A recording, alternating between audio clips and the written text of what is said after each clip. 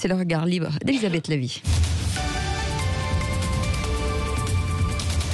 Bonjour Elisabeth. Bonjour Cécile, bonjour à tous. Où l'on reparle des frontières parce qu'il y a cette question des frontières qui crée des tensions, notamment entre la France et l'Allemagne. Eh bien oui, les protestations françaises n'ont pas fait plier l'Allemagne. La Moselle a été classée zone à haut risque à cause de la présence des variants. Et donc, dès mardi minuit, toute personne qui veut franchir la frontière, donc sans la moindre exception, devra faire une déclaration et présenter un test négatif de moins de 48 heures. Donc les 16 000 frontaliers français auront droit à l'écouvillon dans le nez tous les 2 jours.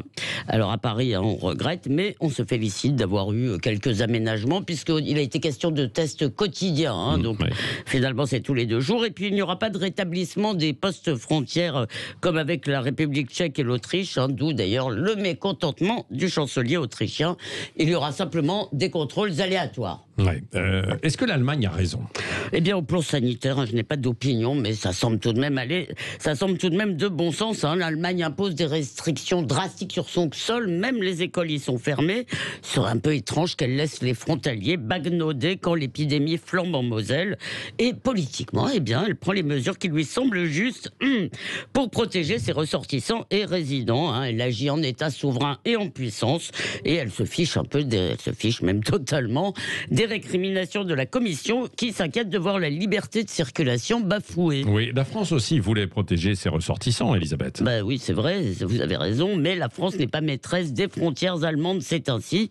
Et de son côté, elle n'a jamais voulu fermer les siennes, c'est une constante. D'un côté, il y a la réelle politique allemande et de l'autre, la naïveté française. Par exemple, vous savez que les Français adorent de l'expression, raffolent de l'expression, couple franco-allemand, qui fait bien rire, outre-Rhin, et ça s'explique en France par le logiciel idéologique d'une grande partie de la classe politique qui n'est pas seulement européiste, mais post-nationale. Est-ce que vous pouvez préciser ça ? Qu'est-ce que vous voulez dire ? Alors, c'est une sorte d'illusion lyrique, de croyance en l'amour, en l'amitié entre les États.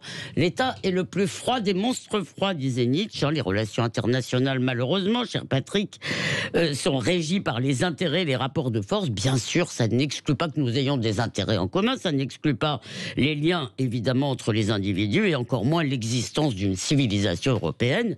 Mais bien, il n'y a pas de communauté politique européenne, pas de peuple. Le Parlement français ne vote pas.